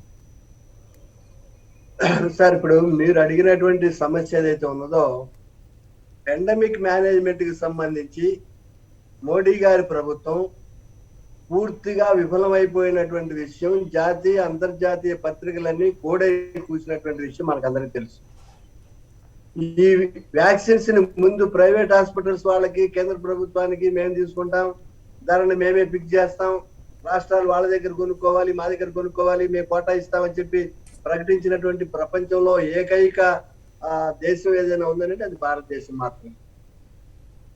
వ్యాక్సిన్స్ ని భారతదేశంలో గత 70 సంవత్సరాలుగా ఫ్రీగా ఏ ప్రభుత్వాలు అధికారంలో ఉన్నా సప్లై చేసింది. అయితే దానికి విరుద్ధంగా మీరు కొనుక్కోండి అని చెప్పేసి ప్రకటించినటువంటిది మోడీ గారి ప్రభుత్వమే. ఎట్లా కాబట్టి మన ఈ లెక్కలు మెయింటైన్ చేసేటువంటి విషయంలో రాష్ట్రాల దగ్గర నుంచి కేంద్రం దాకా కూడా బోగస్ లెక్కలు చెప్పారని చెప్పేసి ప్రెస్, మీడియా మేధావులు తలకి మొత్తుకున్నది కూడా మన భారతదేశమే. ఈ పాండమిక్ పీరియడ్ లో కోట్లాది మందికి వలస కార్మికులు రోడ్ల మీద పడి మరణించినటువంటిది కూడా ఈ భారతదేశంలోనే. కాబట్టి ఈ పాండమిక్ కి సంబంధించి, వ్యాక్సినేషన్ కి సంబంధించి ఏదో మనకి కీర్తి ప్రతిష్టలు లేదా ప్రపంచంలో మనం ముందున్నామని చెప్పే ఒక ఏదైతే ఉన్నదో అది మనల్ని వంచన చేసుకునేటువంటి ఆర్గ్యుమెంట్ తప్పితే దీంట్లో గుణపాఠాలు తీసుకొని మంచిగా ముందుకు పోయేదాన్ని చేయాలి. ఇప్పుడు నేను మీకు మనవి చేసేది ఏంటంటే, ఈ రోజున బ్యాంక్ ఎంప్లాయీస్ సమ్మె చేస్తున్నారు, త్రూఅవుట్ ఇండియా సమ్మె చేస్తున్నారు, లక్షలాది మంది సమ్మె చేస్తున్నారు. వాళ్ళ జీతాల గురించి చేయడం లేదు, వాళ్ళ ప్రమోషన్స్ గురించి చేయడం లేదు, వాళ్ళ దాని గురించి. బ్యాంకుల్ని ప్రజల నుంచి పెట్టుబడిదారులకి తరలించొద్దు. బ్యాంకులు ప్రజల ఆస్తి, బ్యాంకుల్ని ప్రజల కోసంగా ఉపయోగిద్దాము అని చెప్పేసి బ్యాంకులో పనిచేసేటువంటి ఉద్యోగులు, ఆఫీసర్లు అందరూ కూడా ఈ రోజు సమ్మె చేస్తున్నారు. దానికి కేంద్ర ప్రభుత్వం సమాధానం చెప్పాల్సిన అవసరం ఉంటుంది. నిన్న మొన్న అటు మొన్న 3 రోజులు సింగరేణి కాంట్రాక్ట్స్ లో ఉండేటువంటి 6 జిల్లాలకు సంబంధించినటువంటి కార్మికులందరూ అన్ని సంఘాలు ఇంక్లూడింగ్ ఆర్ఎస్ఎస్ కి అనుబంధమైనటువంటి బిఎంఎస్ యూనియన్ కూడా కలిసి మొత్తం పూర్తిగా సమ్మెలో పార్టిసిపేట్ చేసినారు. దీనికి గనుల్ని, పనుల్ని, బ్యాంకుల్ని, ఇన్సూరెన్స్ ని అన్నింటినీ తీసుకుపోయి కార్పొరేట్ కట్టబెట్టి ప్రజల ఆస్తులైనటువంటి వీటిని అన్నింటినీ కూడా అదేది నేషనల్ మానిటైజేషన్ పాలసీ అని చెప్పి ఒకటి ఎన్ఎంపీ అని పెట్టేసి దేశాన్ని కార్పొరేట్ శక్తులకి లేకపోతే మల్టీనేషనల్ కార్పొరేషన్స్ కి పెట్టేటువంటి కార్యక్రమం మోడీ గారి నాయకత్వంలో జరుగుతున్నటువంటి క్రమంలో రాష్ట్ర ప్రభుత్వాల ఏడల ప్రభుత్వం అవలంబించాల్సినటువంటి అంశాలకి మైనర్ పోర్టుల గురించి చెప్తా ఉన్నారు. మన పోర్టులు అన్నింటినీ మేజర్ పోర్టులు మొదటి నుంచి కేంద్రంలోనే ఉన్నాయి. మైనర్ పోర్టులు ఇంతకు ముందు రాష్ట్ర ప్రభుత్వాలు వాళ్ళ ఇష్ట ప్రకారంగా ఉండేవి. దాంట్లో భాగంగానే మన గంగవరం పోర్టులో కూడా భూమి అదంతా ఇచ్చినందుకు కొంత వాటా కూడా మనకు రావడం జరిగింది. దాంట్లో విధానపరమైన నిర్ణయాలు తీసుకునేదానికి కూడా ఆంధ్రప్రదేశ్ ప్రభుత్వానికి అధికారాలు ఉన్నాయి. ఇప్పుడు కేంద్ర ప్రభుత్వం తెచ్చినటువంటి చట్టం ప్రకారంగా మైనర్ పోర్టుల విషయంలో కూడా కేంద్ర ప్రభుత్వం రిజర్వాయర్స్ లో కూడా ఇప్పుడు మనం పోలవరం కట్టినా లేదా ఇంకోటి కట్టినా, నాగార్జున సాగర్ రిజర్వాయర్ కానీ ఇంకొక రిజర్వాయర్ కానీ ఏ రిజర్వాయర్ అయినా సరే వాటి మీద పెత్తనం అంతా కూడా కేంద్ర ప్రభుత్వానే ఉంటుంది. మెయింటెనెన్స్ మొత్తం అంతా మా బాధ్యతేనని చెప్పి చట్టం మారుస్తున్నటువంటి పరిస్థితులు. కేంద్రం అనేటువంటిది ఒక అథారిటేరియన్ గవర్నమెంట్ గా మారిపోతున్నటువంటి క్రమంలో రాష్ట్ర ప్రభుత్వాలు హక్కులు, రాష్ట్ర ప్రభుత్వానికి సంబంధించిన రెస్పాన్సిబిలిటీస్ అనేటువంటి రెస్పాన్సిబిలిటీస్ రాష్ట్ర ప్రభుత్వాలకి, హక్కులు మాత్రం ఆదాయం మాత్రం రెవెన్యూ మాత్రం కేంద్ర ప్రభుత్వానికి. కేంద్ర ప్రభుత్వం కేటాయింపులు ఏదైతే ఉన్నాయో కాగితాల మీద ఒక రకంగా ఉంటాయి, యాక్చువల్ గా వచ్చేసరికి ఒక రకంగా ఉంటాయి. ఇష్టం లేని వాళ్ళ మీద ఐటీ వాళ్ళనో, ఈడీ వాళ్ళనో, సిబిఐ వాళ్ళను ప్రయోగించేసి వాళ్ళ పార్టీలోకి లాగేసుకొని వాళ్ళకు తర్వాత నోళ్ళు మూసేసి ఆ కేసులకన్నింటినీ పక్కన పెట్టేటువంటి Right. అత్యంత దయనీయమైనటువంటి Right. Okay. ఒక కేంద్ర ప్రభుత్వం Right. అధికారంలో ఉన్నటువంటి తిరుపతిరావు గారు సమానం చెబుతారు సంక్షిప్తంగా.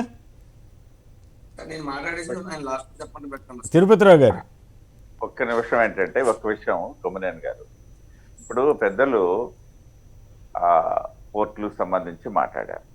పోర్టులకు సంబంధించి ఏదైతే కొత్తగా పాత చట్టము కొత్త చట్టంలో కూడా అది పూర్తి స్థాయిలో కేంద్ర ప్రభుత్వ ఆధీనంలోకి వెళ్ళేదేమో. ఆధీనంలోకి వెళ్ళేటట్టయితే నేను ఇందా చెప్పాను, గంగవరం పోర్టు గురించి వారు ప్రస్తావించారు, నేను ప్రస్తావించాను. గంగవరం పోర్టులో రాష్ట్ర ప్రభుత్వం అదానీలకు ఇచ్చేస్తే కేంద్ర ప్రభుత్వం ఏమీ చేయలేదు అక్కడ. అంటే అది కూడా అంటే వాస్తవానికి వాళ్ళు ఉన్నటువంటి పరిస్థితుల్లో ఏదైనా ప్రైవేటీకరణ జరుగుతుంది అనేసి అంటే ప్రభుత్వం తాలూకా కేంద్ర ప్రభుత్వ విధి విధానాల్లో దాని అవసరం లేని వాటినే ప్రైవేటీకరించడం జరుగుతుంది తప్పిస్తే మిగతా వాటిల్లో కేంద్ర ప్రభుత్వం పూర్తి స్థాయిలో బ్యాంకుల విషయం కూడా ప్రస్తావించారు. బ్యాంకులను ఎక్కడ కూడా ప్రైవేటైజేషన్ చేసినటువంటి పరిస్థితి లేదు. ఏదైతే 2 బ్యాంకులకు సంబంధించి మాత్రం ఒక విధానపరమైనటువంటి నిర్ణయంలో ఆ బ్యాంకుల తాలూకా ఆర్థిక లావాదేవీల నేపథ్యంలో మాత్రమే ప్రైవేటీకరణకి, అంతేగాని మిగతా వాటి గురించి ప్రైవేటీకరణ ఆలోచన ఏమీ లేదు. బ్యాంకుల పనితీరు మెరుగుపరచడంలో అవసరమైనటువంటి చర్యలు తీసుకోవడంలో నరేంద్ర మోడీ గారి ప్రభుత్వం వచ్చిన తర్వాత బ్యాంకుల పనితీరు, నిరర్ధక ఆస్తుల తాలూకా మదింపు, ఏదైతే విదేశాలకు తరలిపోయిన వారిని తీసుకొచ్చే క్రమంలో జరుగుతున్నటువంటి మార్పులు కూడా గమనించాలా. అగ్రస్థానంలో ఇవాళ ఉంది ఇవాళ మన భారతదేశం. మనం ఎవరిని విడిచిపెట్టట్లే. రాబోయే రోజుల్లో నీరవ్ మోడీ కూడా ఇక్కడికే వస్తారు. లేకపోయినట్టయితే ఆర్థిక నేరగాళ్లు తప్పించుకునే పరిస్థితి లేనటువంటి చట్ట బంధంలోనికి ఇవాళ వస్తున్నటువంటి దేశ ఆర్థిక వ్యవస్థ అది బ్యాంకులకి అట్లాగా బీజేపీలో చేరితే ఆర్థిక నేరగాళ్ళంతా మంచి వ్యక్తులు అయిపోతున్నారు కదా. అది బ్యాంకులో డబ్బులు ఎక్కొట్టిన వాళ్ళందరూ బీజేపీలో చేరితే చాలనుకుంటున్నారు కదా. బీజేపీలో చేరిన తర్వాత ఎవరికైనా క్లీన్ చిట్ ఇచ్చామా, ఎవరి మీదైనా ఉన్న కేసులు ఎత్తివేశామా, లేకపోతే ఎవరి మీదైనా దర్యాప్తు ఆగిపోయిందా చెప్పండి. సరే ఆగిపోయిందో లేదో అట్లా కాదు. నేను ఎందుకు ఇప్పుడు మళ్ళీ ఆ పేర్లు అని చెప్తే టైం సరిపోదు. కాదు అట్లా కాదు బకాయిలు పడ్డ వాళ్ళందరినీ మీరు ఎందుకు చేర్చుకున్నారు బీజేపీలో అన్నది కూడా మీరే ఆలోచించుకోవాలి కదా. ఇక అవన్నీ అది పెద్ద చర్చలేండి. ఇప్పుడు అది ఆ విషయంలో బీజేపీకి మచ్చబడిన మాట వాస్తవం. బీజేపీ వాళ్ళ మీద ఉన్నటువంటి కేసులు ఎత్తేసింది బీజేపీలో చేరిన తర్వాత, లేకపోతే వాళ్ళ మీద దర్యాప్తు ఆపేసింది. దాదాపు ఆగిపోయినట్లే. ఇప్పుడు వాళ్ళ జోలికి సిబిఐ వెళ్ళట్లేదు, వాళ్ళ జోలికి ఈడీ వెళ్ళట్లేదు, మళ్ళీ ఇంకా మిగతా వాళ్ళ మీదకి వెళ్తుంది. అంటే దాని అర్థం ఏంటి? ఒక్కసారి మీరు ఎక్కడక్కర్లే మన రాష్ట్రానికి సంబంధించినటువంటి కేంద్ర మంత్రిగా చేసి వాళ్ళ మా దగ్గర ఉన్నటువంటి పార్లమెంట్ సభ్యుల విషయంలోనే మొన్న ఇటీవల కాలంలో ఆయన ఫారెన్ వెళ్ళడానికి కూడా అవకాశం ఇవ్వాలా. ఎందుకు ఇవ్వాలా? ఇచ్చారు, సుప్రీం కోర్టు ద్వారా వచ్చింది. కోర్టు ఇచ్చిందండి. ఏ దర్యాప్తు సంస్థలు ఇవ్వాలా? దాన్ని అర్థం చేసుకోండి. కోర్టు వ్యవహారం వేరు, దర్యాప్తు సంస్థ విదేశాలకు వెళ్ళటం అది కాదు కదా. మీ పార్టీలో చేరంగానే పునీతులు అయిపోతున్నారనే ఫీలింగ్ ప్రజల్లో రాకూడదు కదా. రైట్ రాజీవ్ రైట్ అదంతా వేరే చర్చలేండి. ఇప్పుడు మళ్ళీ బకాయిలు అప్పులు ఇవన్నీ మాట్లాడుతున్న టైంలో ఆ బకాయిల మీద వచ్చినప్పుడు బకాయిలు చేసిన వాళ్ళు అప్పులు ఎగ్గొట్టిన వాళ్ళంతా పార్టీలో చేరితే సేఫ్ అనుకుంటున్నారు కదా. అది పాయింట్. అన్ని పార్టీలు అట్లాగే ఉన్నాయంటారా? ఓకే, గొడవ లేదు. కాంగ్రెస్ కూడా అట్లాగే, మా పార్టీలో తక్కువగా ఉన్నారు. కాంగ్రెస్ కూడా అట్లాగే ఉందిలే అంటే దానికి ఎవరేం చేయలేరు. రాజీవ్ ప్రభుత్వంలో తీసుకున్నట్టయితే లెక్కకు మించి ఉన్నారని చెప్పేసి వాళ్ళు చెప్తున్నారు. రాజీవ్ ఫైనల్ గా ఖచ్చితంగా బీజేపీ ఇందాక ఆయన అన్నటువంటి మాట ఆయన అవాస్తో ఉన్నారు కదా. ఎవరో మాట్లాడుతుందని చెప్పండి. ఓకే, నా దగ్గర మాట్లాడుతున్నారు. నా దగ్గర ఎవరో వెనకాల నుంచి చంద్రశేఖర్ గారు మ్యూట్ చేసుకోండి దయచేసి. కంప్లీట్ చేయండి రాజీవ్. సార్ ఖచ్చితంగా ముమ్మాటికి కూడా లాస్ట్ 1 minute ఆంధ్రప్రదేశ్ రాష్ట్ర ప్రభుత్వం మీద కేంద్ర ప్రభుత్వం అనేటువంటి ఖచ్చితంగా సమతల్లి ప్రేమ చూపిస్తుంది. ఏ రాష్ట్రాలకు అనుగుణంగా వాస్తవానికి ఒక మాట అడుగుతారు. ఇందాక ఆయన ఏదో అన్నారు, ఆ పెద్ద రాష్ట్రం కాబట్టి పెద్ద రాష్ట్రంగా మేము చూస్తామని. వాస్తవానికి వ్యాక్సినేషన్ టైంలో అలా విధంగా చూడలేదు. ఆయన చెప్పిన మాట అవాస్తవం. ఇప్పటికీ నేను నా వర్డ్ మీద స్టాండ్ అయి ఉంటాను. బట్ ఏదైనా ఆర్థిక పరంగా మీకు ఏదైనా ఆ రాష్ట్రానికి అది చేశారు మాకు ఎందుకు చేయలేదని అడిగితే బీజేపీ వాళ్ళు మాట్లాడితే చెప్పేది ఏంటంటే ఆ రాష్ట్ర జనాభా ఎంత, ఆ రాష్ట్రం ఎంత పెద్దది, మన రాష్ట్రం దానికన్నా చిన్నది, ఆ ప్రకారంగా కేటాయింపులు చేస్తారు మాట్లాడేటువంటి బీజేపీ పార్టీ కానీ కేంద్ర ప్రభుత్వం కానీ ఒకటే అడుగుతున్నాం. ఆంధ్రప్రదేశ్ రాష్ట్రానికి జరిగినటువంటి అన్యాయాన్ని దేశంలో ఏ రాష్ట్రానికి జరిగింది, ఆంధ్రప్రదేశ్ రాష్ట్రానికి ఉన్నటువంటి ఇబ్బంది రాష్ట్రం ఏ దేశంలో ఏ రాష్ట్రానికి ఉన్నాయి, ఆంధ్రప్రదేశ్ చేసినటువంటి మోసం ఏ కేంద్ర ప్రభుత్వం ఏ రాష్ట్రానికి చేసింది, ఇవన్నీ కూడా పరిగణలోకి తీసుకుని ఆంధ్రప్రదేశ్ రాష్ట్రాన్ని ఆదుకోవాల్సినటువంటి కేంద్ర ప్రభుత్వమే ఈ రోజు కంచే చేను వేసిన విధంగా ఆంధ్రప్రదేశ్ రాష్ట్రానికి ఆదుకోకపోగా విమర్శలతోని ప్రభుత్వాన్ని ఇబ్బంది పెడుతూ ఆర్థికంగా ఇబ్బందులు నెడుతూ తద్వారా కూడా ఏదో రాజకీయంగా చలికాచుకోవాలనేటువంటి ఆలోచనతో కేంద్ర ప్రభుత్వం కానీ బీజేపీ పార్టీ కానీ ఉన్నాయనేటువంటి మాట వాస్తవం. ఎప్పటికైనా బీజేపీ పార్టీ వారు కళ్ళు తెరవండి. ఎస్ మేము అడిగాం, కిసాన్ రైలు గురించి అడిగాం, లేదు అంటే ఇండస్ట్రియల్ కారిడార్స్ గురించి అడిగాం, లేదు అంటే ఎంఎస్ఎంఈ పార్క్స్ గురించి అడిగాం, ఆత్మకూరులో కూడా ఒక ఎంఎస్ఎంఈ పార్క్ పెట్టడం జరుగుతుంది. ఇలాంటివన్నీ కూడా రాష్ట్రం ఏదైతే చేస్తుందో దానికి మీరు ఓపెన్ ఇవ్వండి, దానికి మీరు ఇవ్వండి. ఆంధ్రప్రదేశ్ రాష్ట్ర ప్రభుత్వం అడిగినట్లు 10 అడిగితే ఒక 4 అన్నా చేయండి. 10 అడిగితే 10కి 10 కూడా ఏం చేయకుండా కేవలం ఏదున్నా సరే దాని యొక్క ప్రతిఫలాన్ని లేదా దాని యొక్క దీన్ని కూడా ప్రభుత్వం మీద నేర్పడం, లేదు అంటే పార్లమెంట్ లో మీ తాలూకా ఎంపీతో ఉద్దేశపూర్వకంగా కొన్ని క్వశ్చన్ అడిగించడం. మొన్న కూడా చూసాం మీ తాలూకా కేంద్ర మంత్రి గారు ఏం మాట్లాడారు, వాస్తవంగా ఆ కట్ట తెగిన దానికి కారణం ఎవరు? గత ప్రభుత్వంలో నాశనకంగా ఒక ప్లానింగ్ ప్రాసెస్ లేకుండా ఇష్టానుసారంగా చేయడం వల్ల ఆయన తప్పులకి ఈ రోజు మీరు ఫెయిల్ అయ్యారు కదా. జగన్రావు గారు మీరు మాట్లాడడం మౌనంగా ఉన్నారు కదా, దాంతో మీరు మాట్లాడిన సత్యాలని నొప్పుకున్నాను కాదు, తోటి భక్తిగా మీ అభిప్రాయాన్ని నేను గౌరవించాను. బీజేపీ పార్టీ సవత్తాన్ని ప్రేమను ప్రదర్శిస్తున్న ఆంధ్రప్రదేశ్ రాష్ట్ర ప్రభుత్వం మీద భవిష్యత్ రోజుల్లో తీవ్ర పరిణామాలు ఎదుర్కొంది తప్పదు బీజేపీ పార్టీ. ఒకటి లాస్ట్ బట్ నాట్ లీస్ట్ చెప్తున్నాను సార్, 1 సెకండ్. తెలుగువాడి యొక్క ఉసురు కేంద్ర కొండ రాజీవ్ గారు, పూడి తిరుపతిరావు గారు, చంద్రశేఖర్ గారు అందరూ కూడా ధన్యవాదాలు. ఇది నేటి వార్తా విశ్లేషణ కార్యక్రమం. నమస్కారం.